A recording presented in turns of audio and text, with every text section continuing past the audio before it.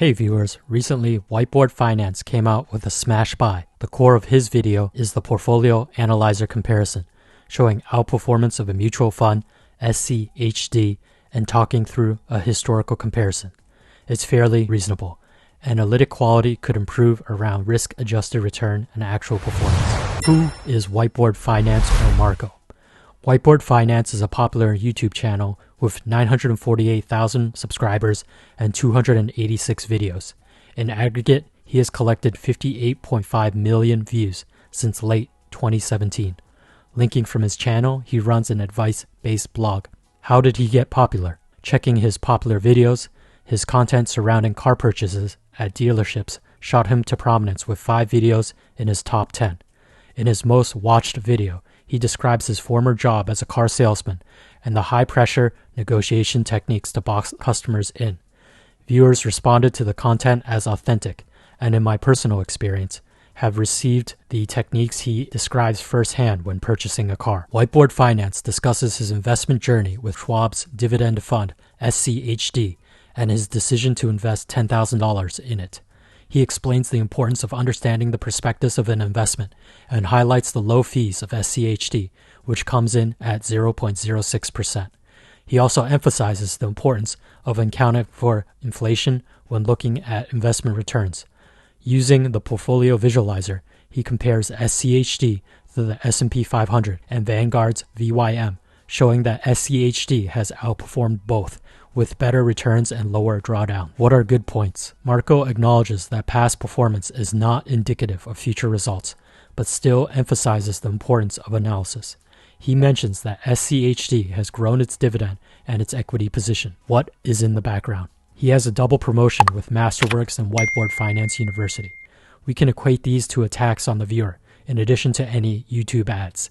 The Masterworks promotion, which centers around fine arts investing, doesn't strike us as too authentic. Wendover Productions has an expose on the fine art market with 2 million views, linked here. Marco's Whiteboard Finance University could possibly be more authentic and beneficial, though does it need to be said that this is in no way an accredited 4-year university program? In general, we understand the need for YouTubers to fund operations through sponsorship, though we prefer the Curiosity Stream and Brilliant funded channels. Improvements. One of the comments confirmed our suspicion that some content lacked the rigor of risk-adjusted performance. At Yurovich comments, considering the difference is pretty marginal between VOO and SCHD after taxes, you may end up seeing the reverse chart, VOO being slightly ahead. Wait, what? Marco's whole video seems to hinge on the outperformance aspect.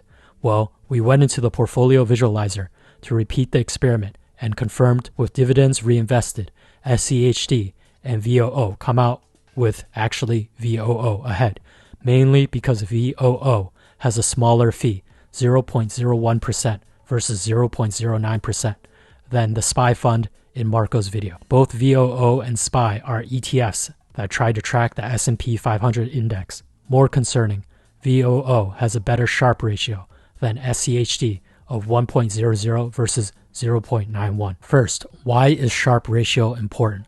The Sharpe ratio is a financial metric used to measure the risk-adjusted return of an investment or portfolio.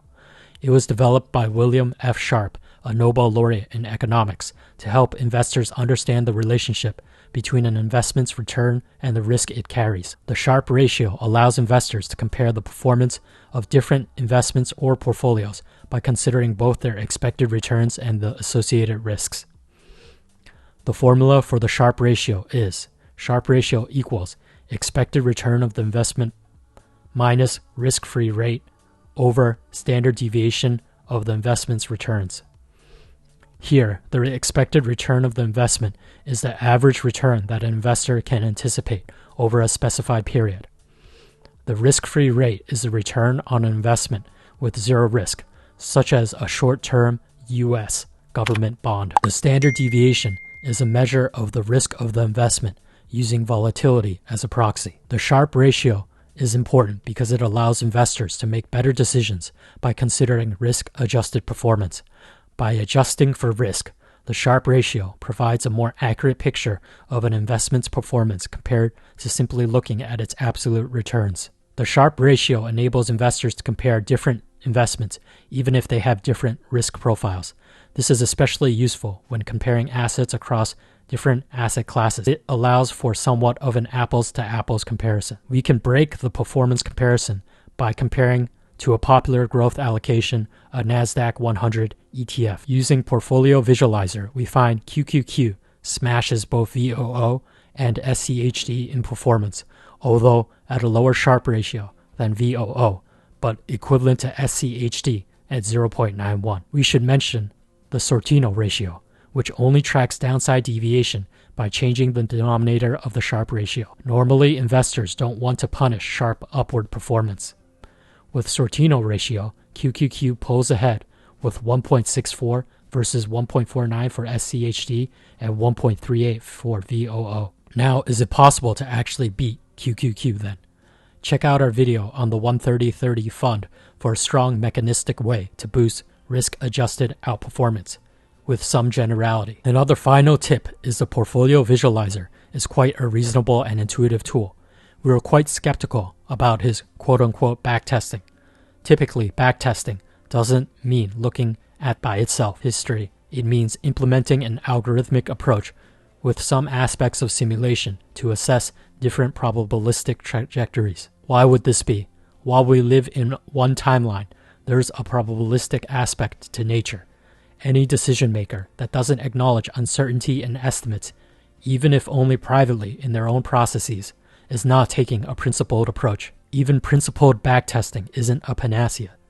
Namely, past performance may have underlying assumptions that aren't correct in the future. That reminds us we have a video, Know When You Don't Know, that addresses uncertainty estimation and the importance of process. In any case, the Portfolio Visualizer actually has Monte Carlo and timing model tools. Summary.